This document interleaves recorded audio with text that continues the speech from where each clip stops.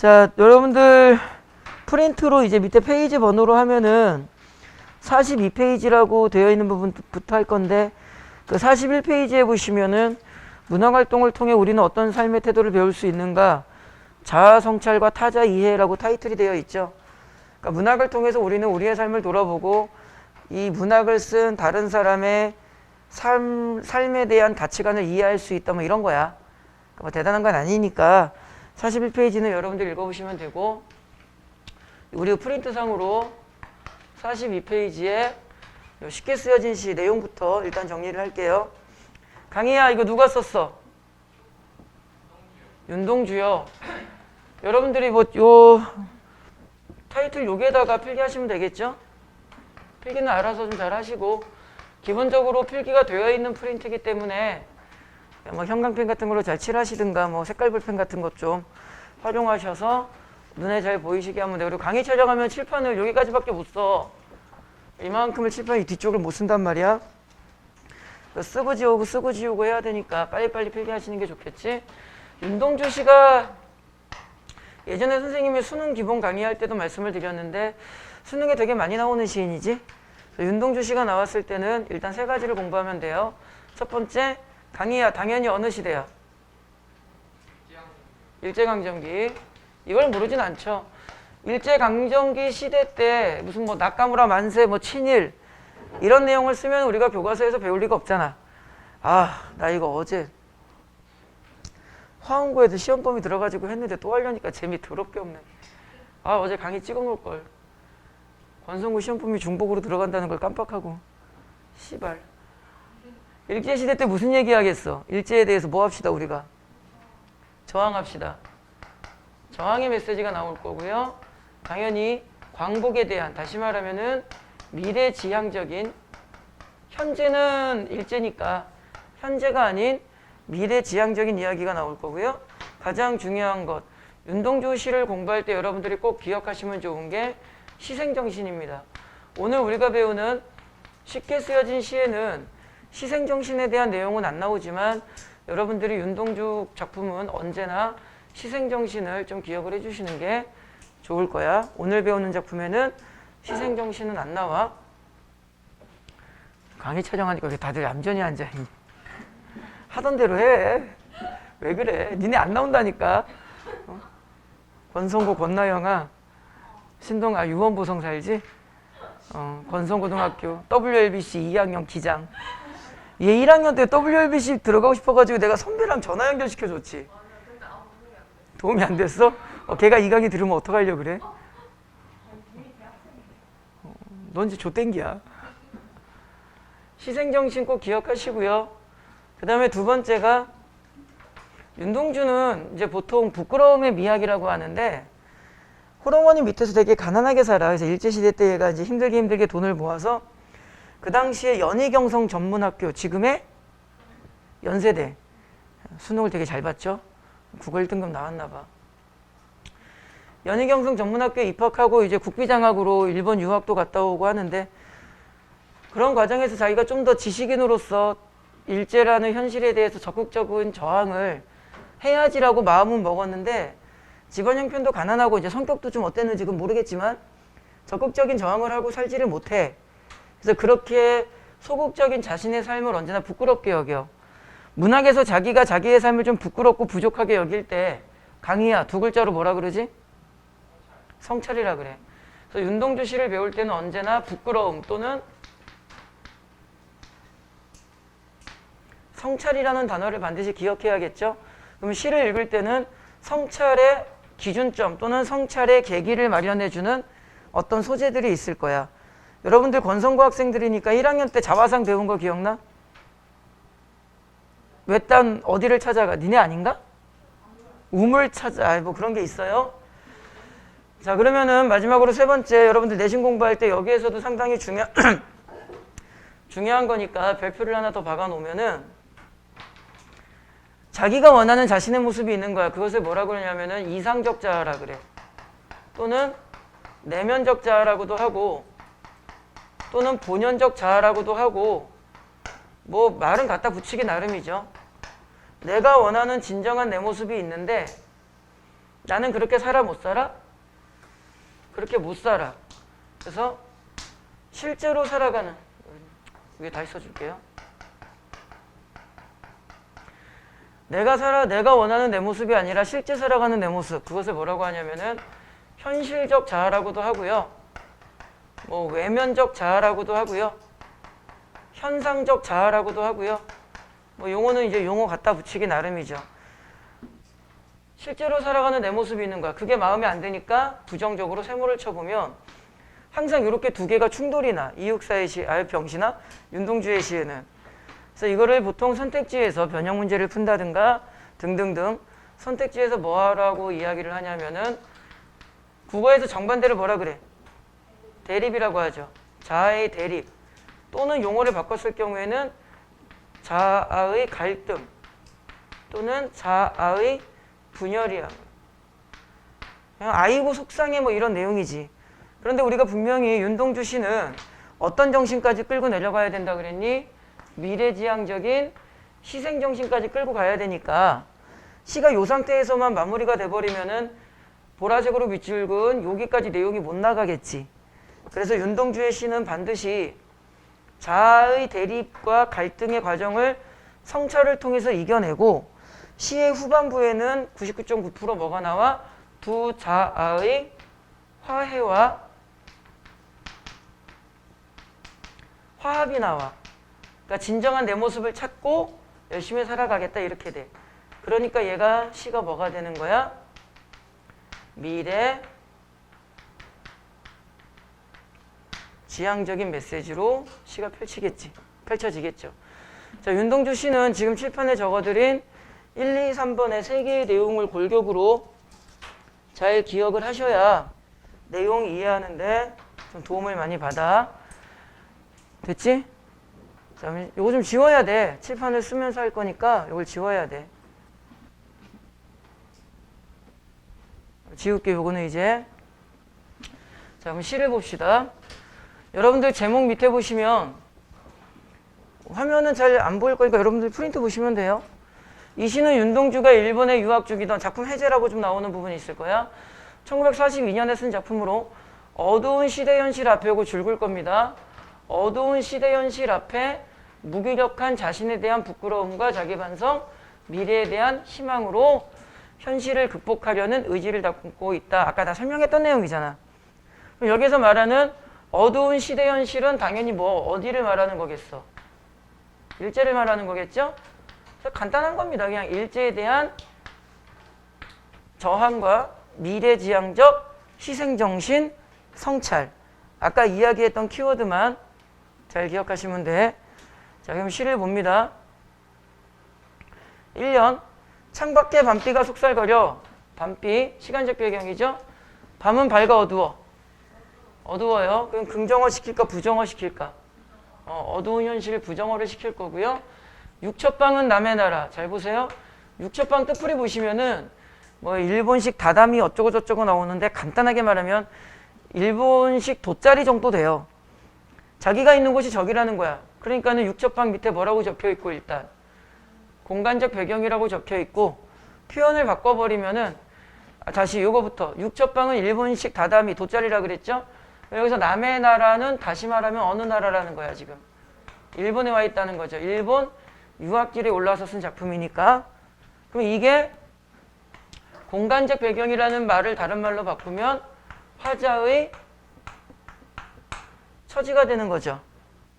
그럼 화자가 어디에 가 있다는 거야? 일본에 가 있다는 거야.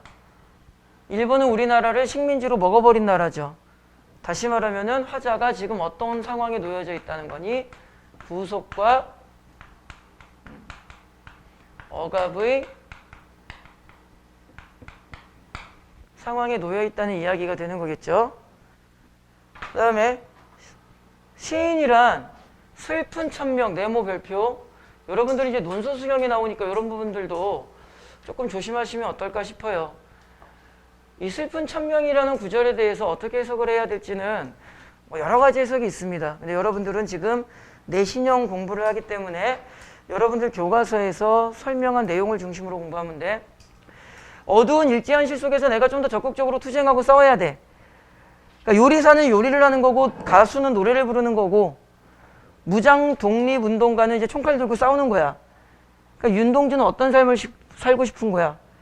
적극적으로 총칼 들고 싸우는 적극적인 저항을 하고 싶은데 나는 하늘로부터 부여받은 명령, 천명. 나는 하늘로부터 어떤 명령을 받았대? 시인이라는 명령을 받았대. 그럼 나는 일제시대 때 뭘 해야 돼? 시를 쓰는 거야. 그러니까 자기가 시를 쓰는 게 좀 적극적인 느낌이 들지는 않는 거죠. 그래서 밑에 설명을 같이 별표를 치시면 돼요. 뭐라고 적혀 있어? 암담한 현실임에도 시를 쓸 수밖에 없는 시인으로서의 괴로움 심정. 일제시대에서 내가 할 수 있는 건 뭐밖에 없구나. 시를 쓸 수밖에 없는 운명, 천명, 하늘의 명령, 운명을 슬픈 천명이라고 표현했다고 이해를 하면 되죠. 서술형 같은 거 나올 때 슬픈 천명이 의미하는 바가 뭔지를 물어보면은 잘 기억을 하시고 작성을 하셔야 돼. 자, 이제 시를 써볼 건데 여기서 굳이 필기를 하나 더 하면 지금부터 내가 뭐 할 거라고? 한 줄에 시를 적어볼 거야. 이 시 내용에 이제 무슨 내용이 나오는 거야? 아, 내 자신이 너무 어떻구나. 부끄럽구나. 그럼 시를 쓰는 행위가 내 자신이 부끄럽구나. 두 글자로 뭐라 그럴 거야? 강희야, 내 자신이 부끄럽다. 두 글자로 개쪽 이러지 말고. 네가 아까 대답했던 단어잖아. 성찰. 그럼 시를 쓰는 행위가 무엇의 행위가 되는 거야?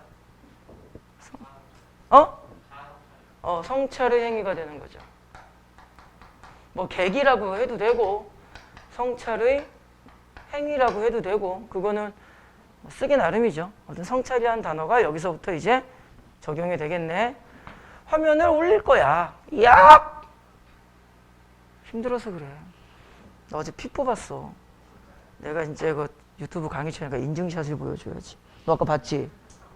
어제 밑에 병원에서 피를 뽑았는데 간호사가 주사를 꼽는데 아픈 거야. 그래서 씨발 원래 이게 아픈가? 한 달이다 피 다시 뽑아야 되는데 욕할 뻔했어. 보여줄게. 섹시하죠? 봐봐.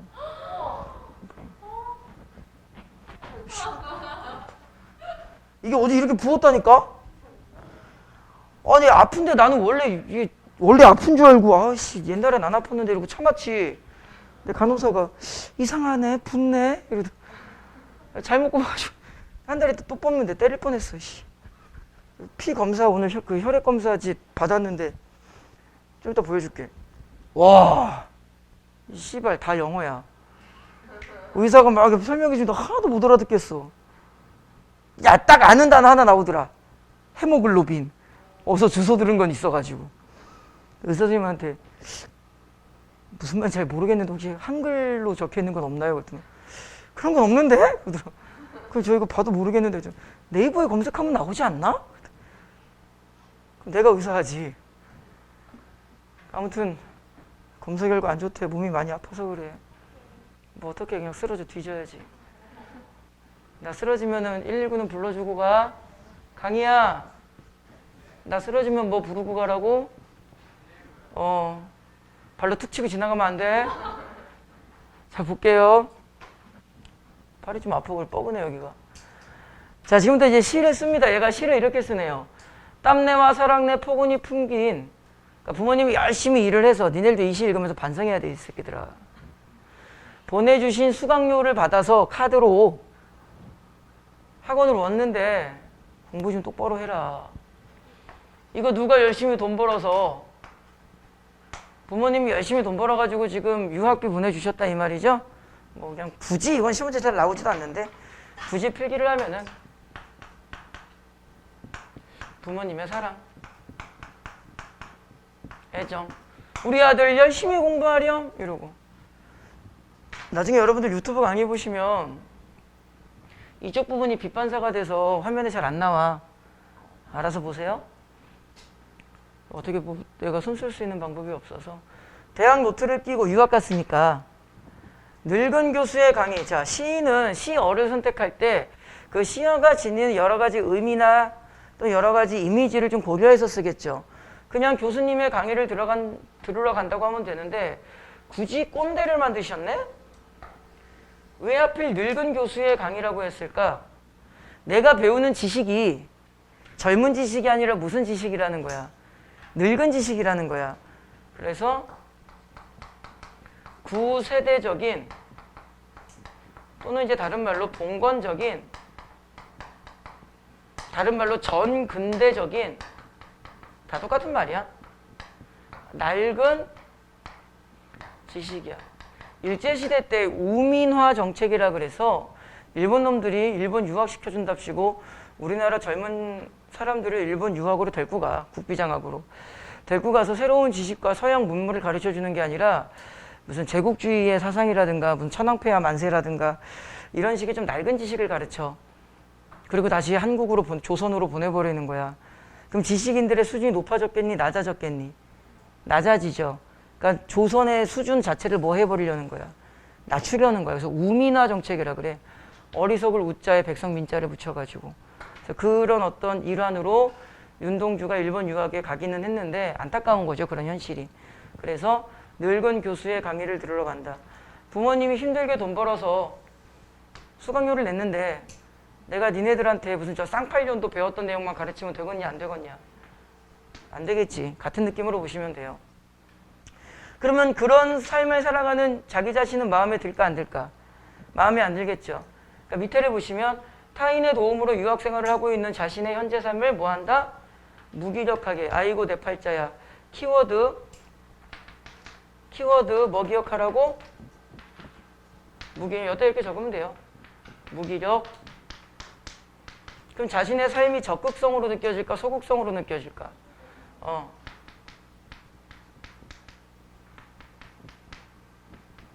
이런 낡은 지식만 배우고 있는 내 삶에 대한 무기력함과 소극적인 삶을 이야기한다고 보시면 돼요.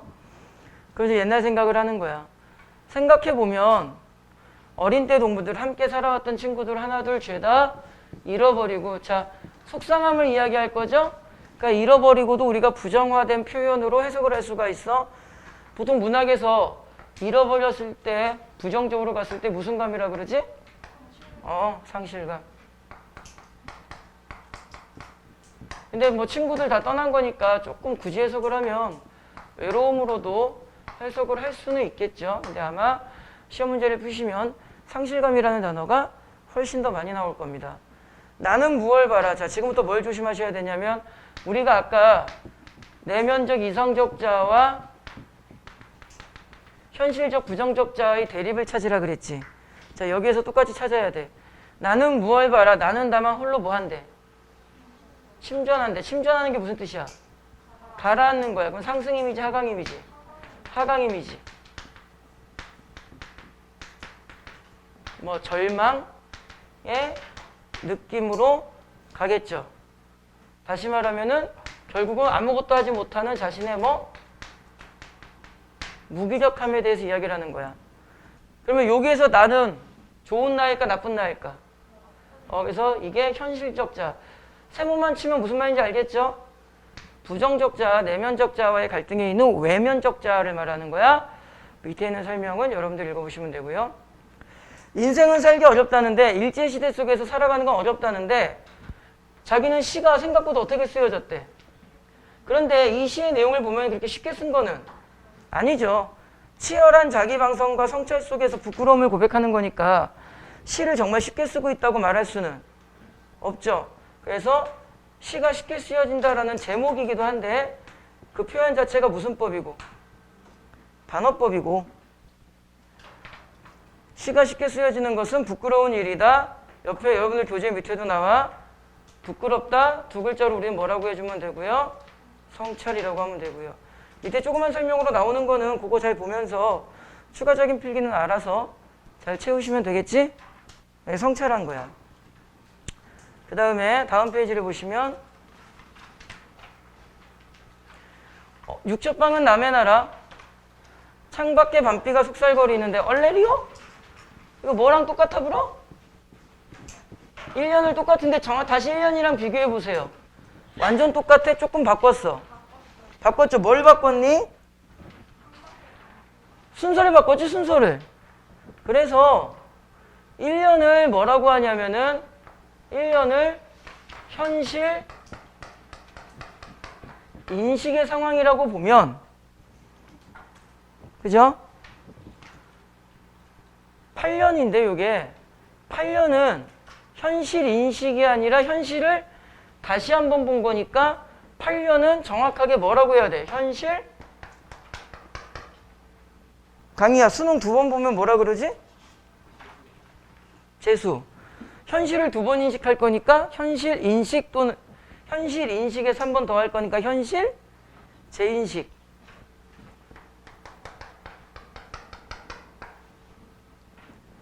그리고 아까 여러분들이 말씀하셨듯이 1년의 내용을 뭐 했어? 반복했죠. 그런데 똑같이 반복했니? 조금 바꿨니?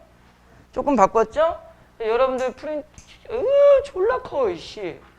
여러분들 여기 1년 옆에 보시면은 무엇을 통해? 변형을 통해. 그 다음에 요거 별표. 여기서부터 시상이 어떻게 된다? 전환된다. 어디서야? 우리가 지금 몇 년 배우고 있는 거야? 8년 배우고 있는 겁니다. 8년은 1년을 뭐 했다? 변형했다. 그래서 아까 적었죠?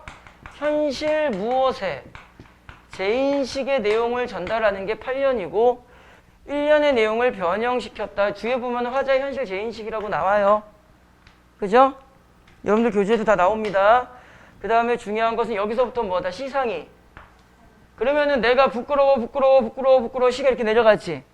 8년부터는 이제 성찰 다 끝난 거니까 뭐 해야 돼? 이제 극복 의지와 저항으로 시가 올라가야지. 그러니까 그 아랫 문장을 보시면은 8년을 9년을 보시면은 반비는 부정 세모. 내가 무엇을 밝히겠다. 이제 시가 긍정적으로 올라가야 되니까 어둡게 가야 돼? 밝게 가야 돼? 밝게 가야 되니까 뭘 밝히겠다. 등불을 밝혀서 환하게 만들겠다. 그래서 무엇을 없애겠다. 어둠을 없애겠다. 그럼 등불과 어둠은 뭐가 돼? 대비가 되죠. 어둠을 조금 내밀고 극복의지. 시대처럼 올 무엇을? 아침은 밝은 이미지야? 어둠 이미지야? 밝은 이미지니까 등불과 아침은 같은 맥락으로 보면 되고 어둠과 아침은 다시 반대가 되겠죠. 그래서 이럴 때 보통 이제 선택지에 많이 나오는 게 밝음과 무엇의 대비? 어둠의 대비. 이렇게 말하는데 이건 이제 선택지에 따라서 다시 말하면 밝음과 어둠이니까 뭐라고 말을 해도 되고요. 명암의 대비라고 해도 되고요. 그냥 간단하게 시여의 대비라고 해도 되고요. 그거는 출제자분께서 어떤 표현을 하느냐에 따라 달라지는 거지만 기본적으로 전달하고자 하는 내용은 동일하지.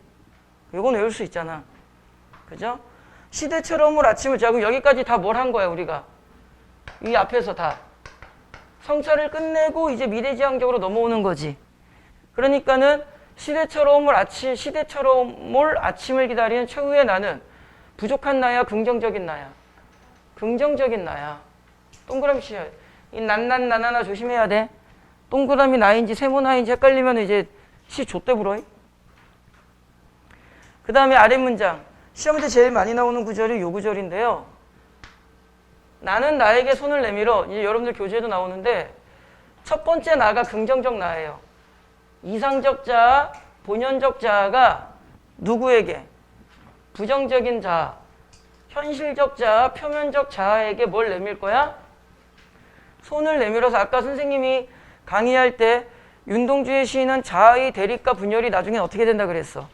화해와 화합으로 된다 그랬죠?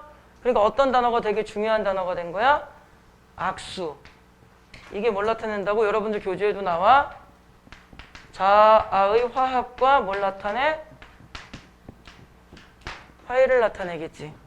그래서 시를 현실 인식, 성찰, 재인식, 화합 이렇게 나눠주면 돼. 인식, 성찰, 재인식, 화합 이렇게 나누면 되고요. 이건 좀 이따 얘기하자. 여러분들 교재 프린트를 보시면 앞 페이지에 여기에 제재기간이라고 있을 겁니다. 전체적으로 시를 마무리해볼까? 자, 갈래, 자유시, 서정시 몰라도 되고요. 성격은 일본에 대한 저항, 그 다음에 자기 성찰, 미래지향 다 알죠? 제재는 뭐 별것도 없고요. 주제는 자기 성찰 키워드만 기억하면 되고, 특징, 상징적 시열을 대비하였다. 두 자아의 대립과 화해를 통해 다 이야기한 거지. 충분히 이해가 될 겁니다. 이 정도는. 그 다음에 그 밑에 보시면은 시간적 배경 밤의 의미라고 되어 있을 거야. 일단 어두움의 이미지니까 뭐가 돼? 일제를 나타내겠지. 근데 이 밤에 내가 뭐 하고 있어? 시를 쓰고 있어. 시를 쓰는 행위가 뭐라고 했니? 성찰행위니까 밤이라는 이 시간적 배경은 우리 민족의 암울한 시기라고 선택지가 나와도 되고, 이 밤에 나는 일기를 쓸 거니까, 아예 병신아, 시를 쓰면서 성찰을 할 거니까 이 밤을 우리는 두 번째 뭐라고 할 수도 있다? 성찰의 시간이라고 할 수도 있죠. 1번으로 선택지가 나오던 2번으로 선택지가 나오던 똑같은 말이야. 1번만 공부하셨다가 2번 선택지 나오면 틀리면 안 돼요. 이해되죠? 그 다음에는 다음 페이지에 꼭대기 보시면은 윤동준과 봅니다. 잘생기셨어요? 시험인 시구의 상징적 의미는 뭐 다 이야기했는데, 밤비. 밤비를 보면서 내가 뭐 한 거야? 야, 비 내린다. 시 써야지? 이렇게 된 거야. 그러니까 밤비 옆에 설명 뭐라고 되어 있어?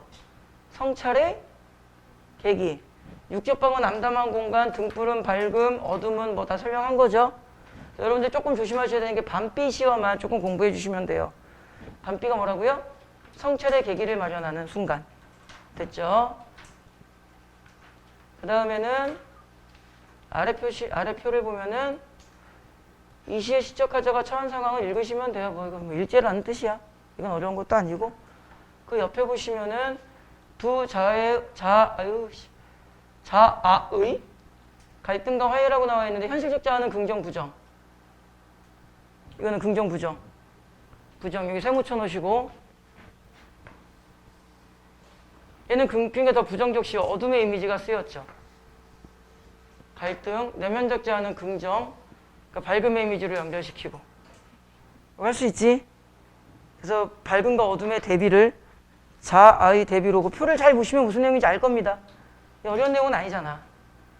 그 다음 마지막에 화해를 나타내는 건 뭘로 해라? 악수로 해라. 됐지? 까지 해서 시의 내용은 간단하게 끝내고요. 그 다음에 여러분들 다음 페이지에 이제 학습활동해 보시면 잘 보세요. 1번 보세요. 1번.